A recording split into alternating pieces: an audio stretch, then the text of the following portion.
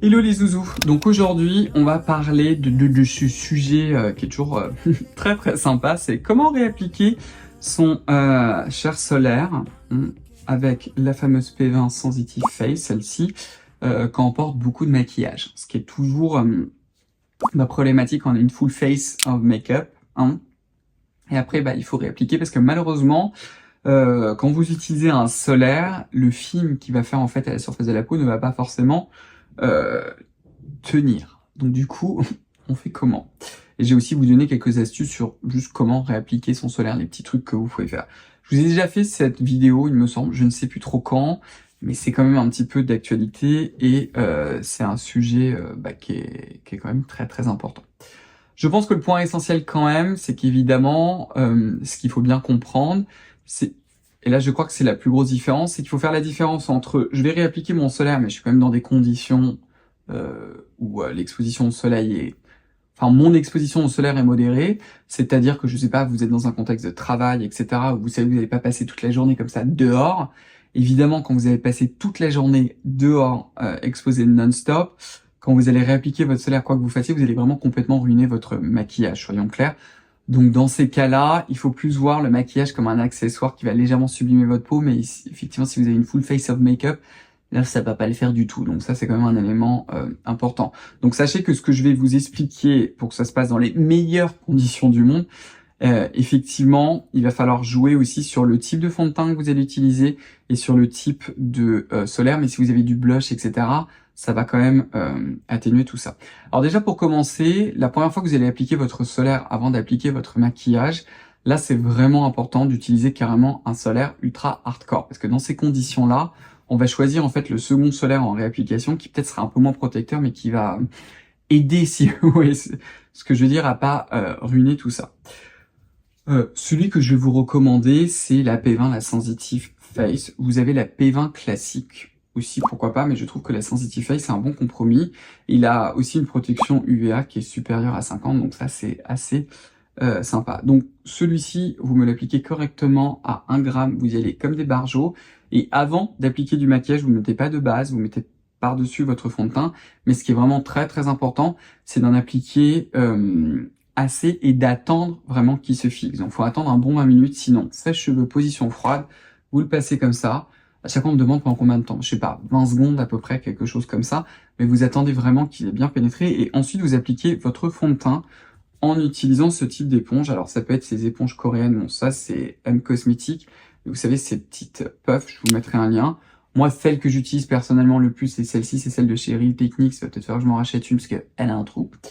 Et vous appliquez votre fond de teint vraiment en tapotant sur la peau. Vous ne faites pas ça pour ne pas déplacer le film solaire.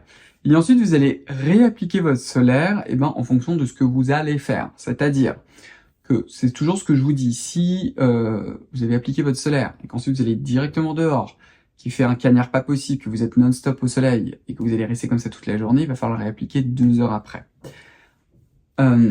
Là, évidemment, si vous portez beaucoup de maquillage, vous êtes plutôt peut-être dans un contexte de bureau ou vous êtes plutôt à l'intérieur, c'est-à-dire pas non-stop dehors. Et dans ces cas-là, il va falloir le réappliquer peut-être 4 heures après. Surtout que celle-ci, elle est quand même relativement tenace. Est-ce que ça vous dispense d'en réappliquer? Non. Même si vous disent pendant 10 heures, non. Il va falloir comme le réappliquer peut-être à midi quand vous sortez. En général, c'est le cas. Alors, comment on fait pour réappliquer? Si vous réappliquez un solaire comme celui-ci, comme c'est un solaire hardcore qui est quand même assez grasse, ou si vous avez peau très sèche, ça va pas trop le faire.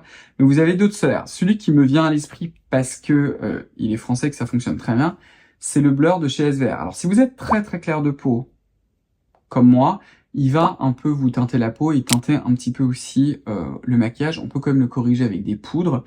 Ça, c'est une teinte assez orange. Donc, par exemple, vous pouvez utiliser une poudre qui est teintée dans le rose pour contrebalancer le côté orange. Donc, il va falloir que vous l'adaptiez évidemment à votre sous-ton. Ça fonctionne uniquement si vous voulez contrecarrer le côté orange. On s'entend bien.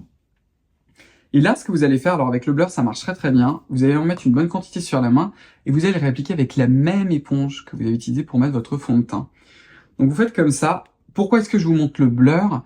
C'est parce qu'en fait, le blur ne va pas être trop absorbé. Comme c'est une texture qui est très crémeuse, en fait, il ne sera pas absorbé par l'éponge. Vous faites comme ça, et ensuite vous l'appliquez vraiment en tapotant. Et là, c'est vraiment important de bien tapoter, de ne pas étirer, parce que ça va empêcher en fait de déplacer la matière du fond de teint. L'autre petit truc, si vous voulez vraiment que ce soit flawless, c'est que si vous avez la peau mixte et que vous avez la zone T un peu plus grasse, qui est quand même le cas de la majorité des personnes, utilisez d'abord un mouchoir. Alors soit un mouchoir, soit un morceau de papier toilette, propre évidemment, on s'entend, hein, que vous allez mettre sur le front. Vous l'appliquez sur le front et vous passez vos doigts dessus sur la feuille pour absorber l'excédent de sébum avant de réappliquer votre solaire. Donc avec le blur, ça fonctionne très très bien. Si vous avez la peau à tendance un peu plus sèche, vous avez aussi, s'il ne peluche pas sur vous, le nouveau Garancia, le fluide invisible, qui fonctionne très bien. Moi, je le fais très très souvent avec celui-ci, ou bien avec des solaires japonais, comme l'Anessa de chez Anessa. Je suis fatigué, là, je vous l'ai pas prise, mais vous avez pardon, l'Anessa aussi le fluide. Ça va être un peu plus absorbé par l'éponge, mais ces textures fluides, en fait, ça fonctionne bien. Ça peut être aussi l'UV 1400 de chez La Roche-Posay. Et pareil, vous l'appliquez comme ça. Alors quand c'est des fluides très très liquides, ça va être plus absorbé par l'éponge. Vous pouvez aussi utiliser ce type d'éponge, ça peut être plus pratique à transporter, qui sont très fines, qui sont en fait les éponges coréennes. Et là pareil, vous le saturez, vous pré-saturez d'abord un peu l'éponge, et ensuite vous l'appliquez comme ça en vraiment tapotant, tout doucement, et vous allez pouvoir le réappliquer. Alors vous allez voir qu'en faisant ça, vous n'allez pas vraiment retirer le maquillage, ça va être horrible. La majorité du temps, ça va bien se passer. Surtout si vous avez utilisé un fond de teint qui est bien compatible avec les solaires que vous utilisez, évidemment. Donc, il y a toujours un jeu d'erreur. Je ne sais pas quel fond de teint que vous utilisez.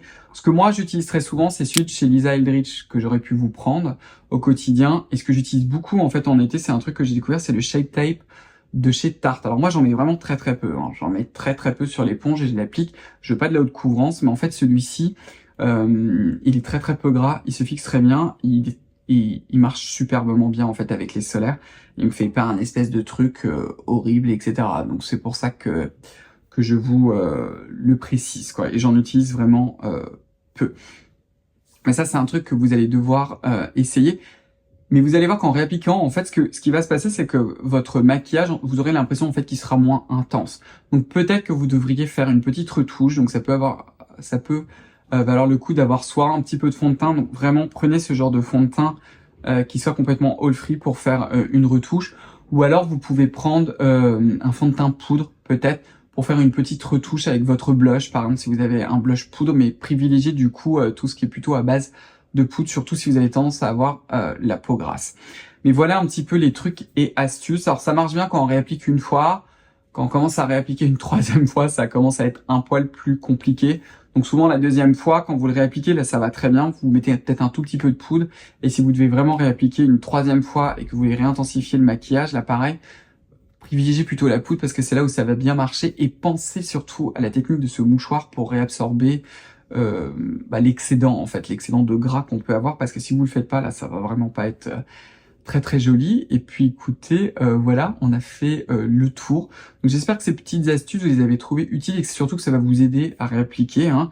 Moi j'adore de toute façon les réappliquer avec l'éponge parce que au-delà du fait que si vous portez du maquillage, ça évite que ce soit la catastrophe totale sur votre visage, c'est aussi parce que ça évite les frottements. Parce que c'est vrai que quand on se réapplique 3 fois de la crème et qu'à chaque fois on fait ça, pour la peau c'est pas forcément sympa, alors qu'avec ça, comme vous réappuyez, comme vous tapotez en fait finalement sur le visage, c'est très très doux, ça va pas vous abîmer la barrière cutanée. Donc ça aussi pour ça c'est plutôt sympa. Hein. Si jamais vous avez d'autres trucs et astuces, d'ailleurs je vous invite à me les donner là juste en bas.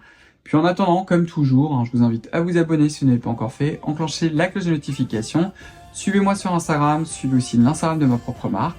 Et puis on va se revoir très très vite pour une prochaine vidéo. Au revoir, bye bye. Only knows.